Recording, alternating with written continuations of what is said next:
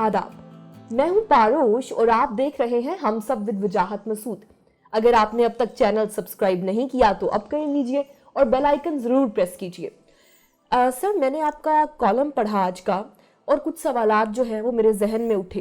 पहला ये कि आपने उसमें लिखा कि पाकिस्तान की आबादी का तकरीबन 15 से 16 करोड़ जो है फिगर वो यूथ पर मुश्तमिल है। फिर आपने ये भी लिखा कि किसी भी मुआशरे की जो नौजवान नस्ल होती है वो या तो उसका असासा यानी या तो उसका एसेट बन जाती है, अगर नहीं तो वो उसके लिए टाइम बॉम्ब साबित होती है। तो सवाल अब ये है कि पाकिस्तान की जो यूथ है वो पाकिस्तान का एसेट साबित हो रही है या फिर पाकिस्तान के लिए टाइम बॉम्ब साबित हो रही है? अच्छा सवाल है और सबसे पहले तो आपका शुक्रिया जी कि आपने जो है इस नियाज़मंद का कॉलम पढ़ा।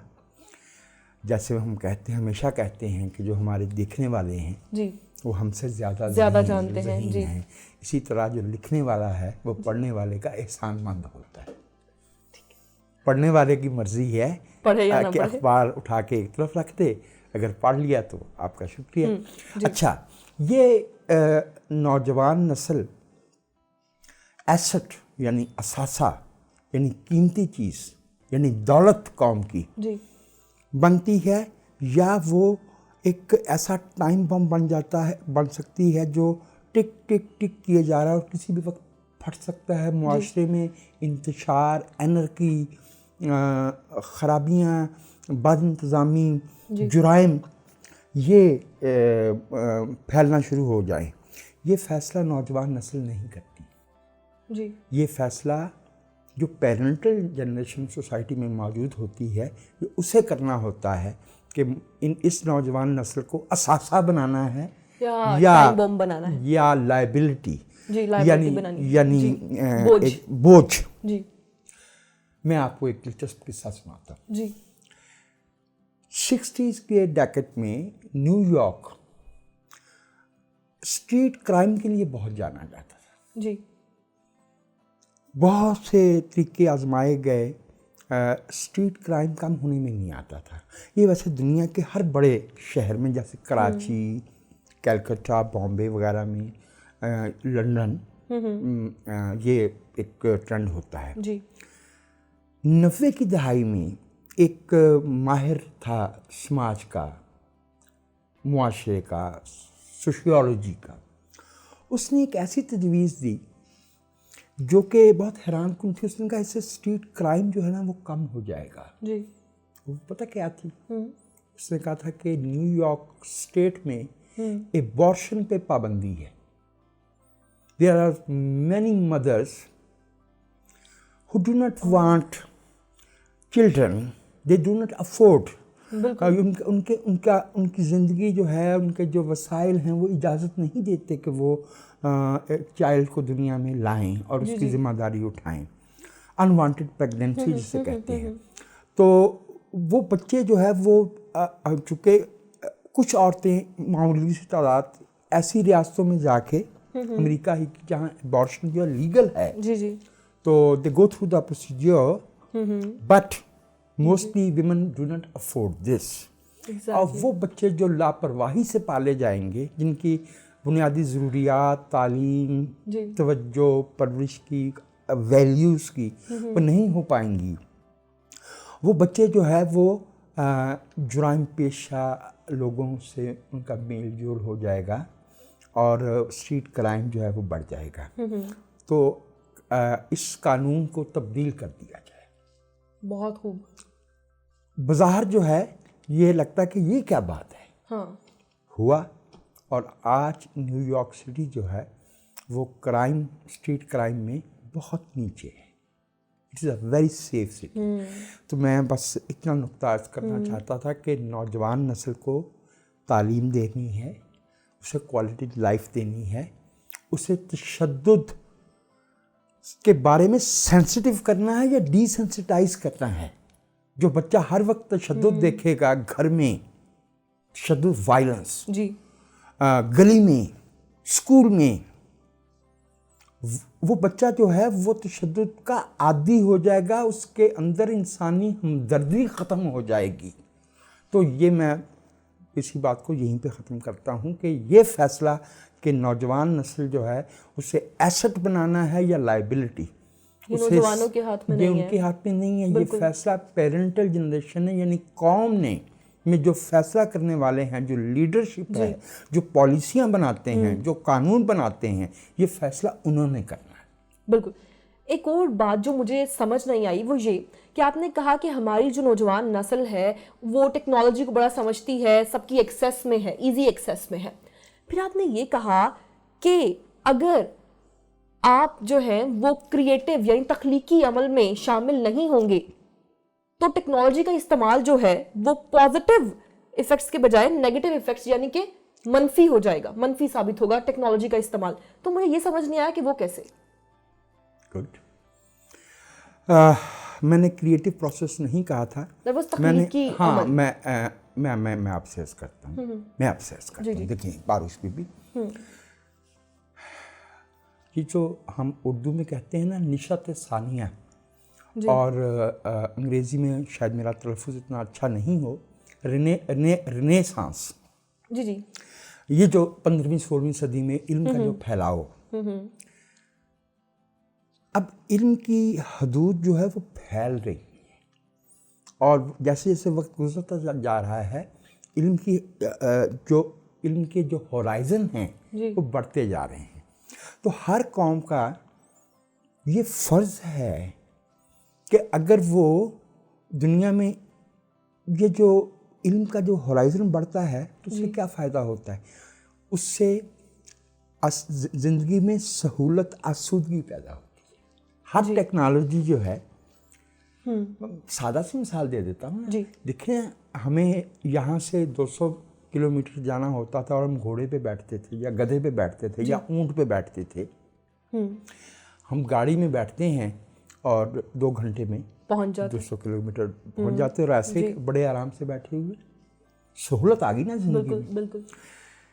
یہ جو علم کی جنریشن ہے نا، یعنی علم کو پیدا کرنا، علم کو تخلیق کرنا، اس میں جو ہوتا کیا ہے، جب نئی انفارمیشن آتی ہے تو وہ معاشرے میں ذرائع پیداوار، مینز آف یعنی اکنامک مینز بدل دیتی ہے۔ معاشرہ زرعی سے صنعتی ہو جاتا ہے، اس میں نئی اقدار پیدا ہوتی ہیں، نئی ویلیوز آتی ہیں۔ تو جو لوگ علم کو جنریٹ کر رہے ہیں اس معاشرے میں تو اس کے ساتھ ساتھ آرگینیکلی، انیویٹیبلی، ناگزیر طور پہ ویلیو ارینجمنٹ، ری ارینجمنٹ، ری ایڈجسٹمنٹ ہوتی رہتی۔ میری دادی کو جو انڈیا میں ہے ایسٹ پنجاب، وہاں ان کی جو رہن سہن تھا وہ ان کی اولاد کا نہیں تھا، جو میری پیرنٹل جنریشن تھی، لیکن وہ دکاندار طبقہ تھا۔ ہم سروسز میں آ گئے، ٹھیک ہے، اب ہماری ویلیوز جو ہے وہ ایک دکاندار کی ویلیوز سے ڈفرینٹ ہو جائیں گی، ٹھیک ہے۔ یہ ٹیلی فون ہے، آپ اس سے بہت آسانی سے کمیونیکیٹ کر سکتے ہیں، لیکن آپ کو پتہ ہے نا کہ جو دہشت گرد ہیں، جو ٹیررسٹ ہیں، انہوں نے اسے ٹائم بم بنائے۔ یہ پریشر کوکر تو ہم نے اس لیے بنایا تھا کہ کھانا جلدی پک جائے اور آسانی سے تیار ہو جائے، تو اس کو جو ہے نا وہ مائنڈس جسے وہ کہتے ہیں امپرووائزڈ ایکسپلوسیو ڈیوائس، اس میں بدل دیا۔ یہ اس معاشرے میں ہوتا ہے جو علم، انفارمیشن، نالج جنریٹ نہ کر رہا ہو، وہاں ویلیوز چینج نہیں ہوتی، اور پرانی قدیم جو ویلیوز ہیں انہیں برقرار رکھنے میں ٹیکنالوجی کا استعمال کیا جاتا ہے۔ اوکے ٹھیک ہے، تو جو ہمارا ملک جیسے ہے، ہم دنیا کی آبادی کا 3% ہیں، 3% of the global population leaves ان پاکستان۔ تو علم کی تخلیق میں، علم کو جنریٹ کرنے میں، نالج کو بڑھانے میں بھی ہمارا 3% حصہ ہونا چاہیے۔ بالکل جی۔ ہم نے کتنی اچھی کتابیں لکھی ہیں، ہم نے کون سا مرض کی دوا علاج دریافت کیا ہے، हमने साइंस में क्या डिस्कवरीज की हैं, हमने रहन सहन के जो इंतज़ामी जो तौर तरीके हैं उनमें क्या हिस्सा डाला है। ये है तख्लीक इल्म में, जनरेशन ऑफ नॉलेज में कौम का हिस्सा। जब वो नहीं होता तो टेक्नोलॉजी जो है वो उधार की होती है। वो टेक्नोलॉजी आज की और वैल्यूज़ जो है ना 500 साल पुरानी और 600 साल पुरानी, तो वो सोसाइटी जो है वो ख़राब हो जाती है। ये अर्थ किया जा रहा है। समझ लग गई अब मुझे। अच्छा, मुझे ये बताइए कि मौजूदा जो नौजवान नस्ल की हालत है उसमें पॉपुलिज्म की सियासत का कितना अमल दखल है? हमारी जो नौजवान नस्ल है, सब तो नहीं जी, लेकिन उसका जो डोमिनेंट रुझान या ट्रेंड है ना जी, वो एब्सोल्यूटिस्ट है। वो इनवर्ट लुकिंग है। वो जो कलेक्टिव रिस्पॉन्सिबिलिटीज़ होती हैं सोसाइटी में जी, उसकी बजाय अपनी ज़ात में ज़्यादा मरकूज़ है। क्योंकि जब हम कलेक्टिव रिस्पॉन्सिबिलिटी उठाते हैं तो हम सोसाइटी को सिर्फ लेते नहीं, हमें उसे देना भी है। और वो सिर्फ टैक्स नहीं देना, हमें सोसाइटी में जो है तो कानून की पासदारी करनी है। हमें सोसाइटी में जो है कमज़ोर और जो पिछड़े हुए तबकात जो पीछे रह गए हैं तारीख़ी वजह से या किसी पॉलिसी की वजह से उनके साथ खड़े होना है। कमज़ोर का साथ देना एक तहज़ीब याफ्ता ज़हन का निशान है। तो हमारी नौजवान नस्ल में ये रुझान कम है मेरे ख्याल में। उसकी बुनियादी वजह ये है कि जो हम हैं जी, मेरी उम्र के लोग जो अब पेरेंटल जनरेशन से भी थोड़ा सा शायद आगे ही चले गए हैं, सुपर एनुएशन करीब बुढ़ापे में दाखिल हो गए। हमने नौजवानों को अपने कॉल ऑफ फेल से जी, सही सबक सिखाने की बजाय जो पुरखों से चले आ रही रवायात थी, जो पहले से मौजूद तासुबात, प्रेजुडिसेस, बायसेस थे, उनको री इन्फोर्स किया है। So true. मज़हब के नाम पे, नस्ल के नाम पे, ज़ुबान के नाम पे, अना, यस ऑफ कोर्स अना, हम ऊंचे हैं, हम बड़े हैं। तो मेरे ख्याल में ये जो पॉपुलिज्म की सियासत होती है, मकबूलियत पसंद, जिसमें लीडर को समझाना ना पड़े आवाम को, पहले से जो तासुबात चले आ रहे हैं उन्हीं की बुनियाद पे जो है ना, इसलिए कि ख़ुद को बदलना बहुत मुश्किल काम है। लेकिन जो एक तरफ हम बोलते हैं लीडर का काम पहले से चली आ रही बुरी रवायात या वैल्यूज़ को फॉलो करना नहीं है। Leader is leader because he और शी हैज़ टू लीड। उनको रास्ता दिखाना है और वो ये दिखाना है कि आने वाले ज़माने में हम अपने मुआशरे को, अपने समाज को, अपने मुल्क को, अपनी दुनिया को कैसे ज़्यादा अमन दे सकते हैं, कैसे ज़्यादा खुशी दे सकते हैं, कैसे ज़्यादा टॉलरेंस पैदा कर सकते हैं, कैसे हम एक दूसरे से मुख्तलिफ हो सकते हैं ज़बान में, मज़हब में, सकाफ़त में, रहन सहन में, लेकिन हमें एक दूसरे का कैसे ज़्यादा एहतराम करना है।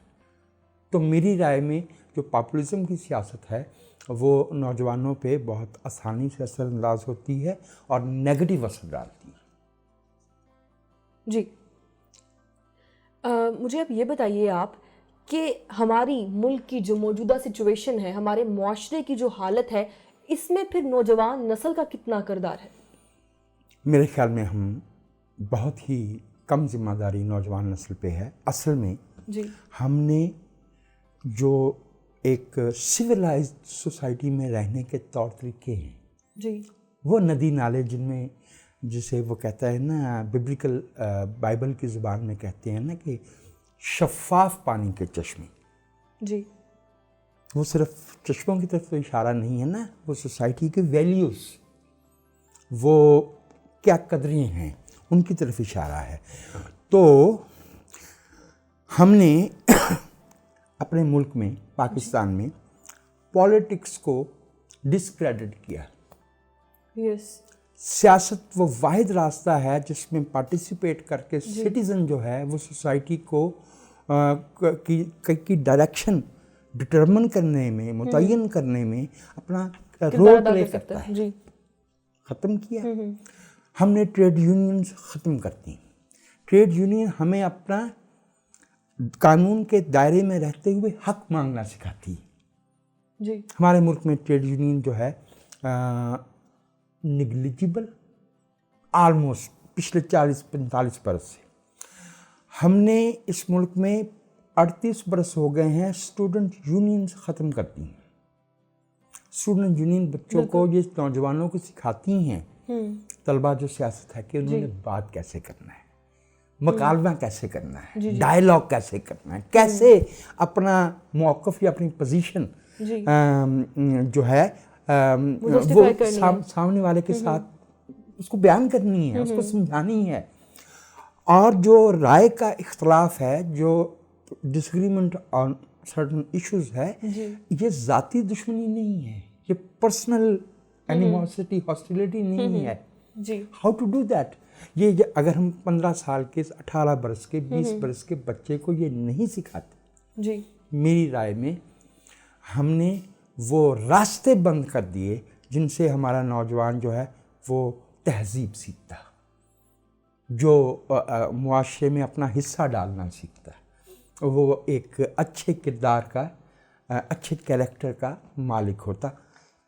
ہم ذمہ دار ہیں، ہماری نسل ذمہ دار ہے، ہمارے بڑے ذمہ دار ہیں، پھر ہم اور وہ لوگ جو پالیسیاں بناتے ہیں، جو فیصلہ سازی کرتے ہیں، جو decision making, policy making, law making کرتے ہیں، وہ ذمہ دار ہیں.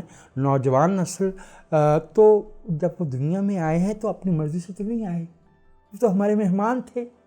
ہم نے انہیں سکھانا تھا کہ ہمارے گھر کے آداب کیا ہیں، نوجوانوں کو کیسے ذمہ دار ٹھہرائیں. بڑے ذمہ دار ہیں. میرا یہاں پر ایک سوال ہے.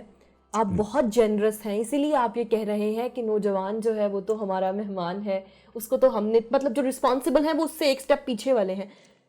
ایسے ٹھیک ہے، آپ ٹھیک کہہ رہے ہیں، ایک میجورٹی کے لیے یہ بات ٹھیک ہے، ایوریج ہیومن بینگ کے لیے بات ٹھیک ہے کہ اس کو وہ انوائرمنٹ نہیں ملا، یا اس کا انوائرمنٹ رسپانسبل ہے، یا اس کے بڑے رسپانسبل ہیں، یا اس کا پالیسی میکنگ جو انسٹیٹیوٹ ہے اس کی ملک کا وہ رسپانسبل ہے. That things are okay. My point is this کہ جب آپ بڑے ہوتے ہیں، جب آپ کو شعور آتا ہے، تو آپ ایک انڈیویجول ہوتے ہیں، اور انڈیویجول کے ساتھ انڈیویجویلٹی بھی آتی ہے. تو آپ ذاتی طور پر کتنے رسپانسبل ہیں، اور آپ کیوں نہیں چینج لانا چاہ رہے؟ آپ کیوں سوچی جا رہے ہیں کہ اب میں نے یہ کہا تھا تو امی نے، ہاں جی جی جی، تو لوگوں میں یہ ہم میں کیوں نہیں آ رہی چیز میں آپ سے کہ ہم چینج لے کے آئیں؟ میں دوبارہ عرض کرتا ہوں.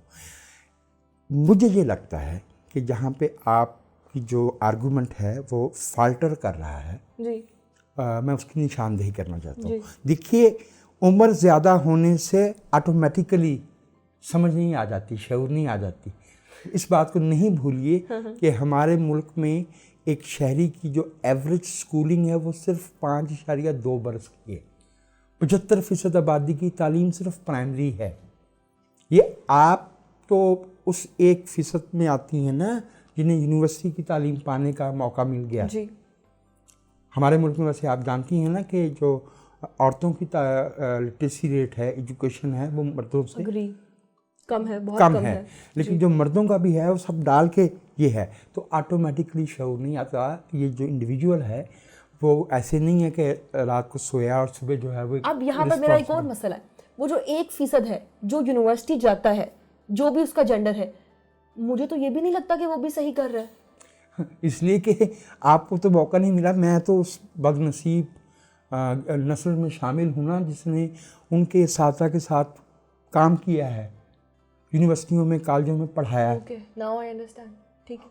معاف کیجیے گا، جب استاد کمرہ جماعت میں تعصب پھیلائے گا، پریجڈس پھیلائے گا اور ان کو صحیح معاشرتی تعلیم نہیں دے گا. ایک بات میں آپ سے عرض کروں اس سوال کو کے جواب میں نے ایک دفعہ میرے استاد مرحوم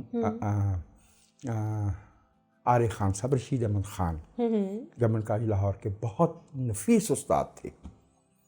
میں نے ان کے منہ سے سنا تھا کہ اٹ ڈزنٹ میٹر کہ کوئی استاد جو ہے وہ کون سا سبجیکٹ پڑھا رہا ہے. ایسنشلی ایک استاد کا کام تہذیب سکھانا ہے. وہ جغرافیہ پڑھا رہا ہے، وہ ہسٹری پڑھا رہا ہے, وہ لٹریچر پڑھا رہا ہے, philosophy, science, physics, chemistry, whatever. The fundamental job of the teacher is to promote civilisation. تو میں بیٹے وہ آپ جو کہہ رہے ہیں, اور وہ جو تعلیم یافتہ طبقہ ہے پچھلے 40, 30, 35 برس میں, ہمیں معلوم ہے کہ انہیں یونیورسٹیوں میں اور کالجوں میں کیا پڑھایا گیا. اگری.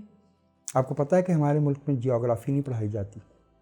ہاں, اور جو پڑھائی جاتی ہے جیوگرافی جو ہے وہ ہمیں پرپورشن کا شعور دیتی ہے, ہمیں کانشیس کرتی ہے کہ کون سی چیز کس چیز سے والیوم میں کتنی بڑی ہے, کتنی چھوٹی ہے, کتنے فاصلے پہ کہاں لوکیٹڈ ہے. جیوگرافی کو ہم اس طرح میوٹیلیٹ نہیں کر سکتے جیسے ہسٹری کو کر دیتے ہیں. تو جیوگرافی ہی اڑا دی.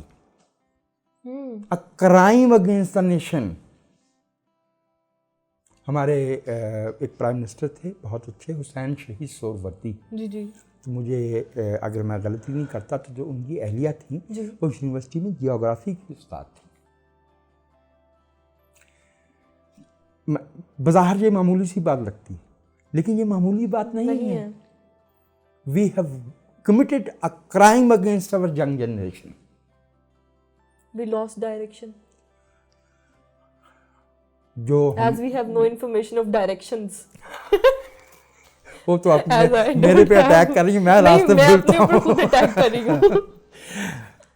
میرے خیال میں ہم نے کافی بات کی. جی, تو آج کے ایپیسوڈ سے اتنا ہی. مزید ایپیسوڈز دیکھنے کے لیے چینل کو سبسکرائب کر لیجئے اور اپنا خیال رکھیں.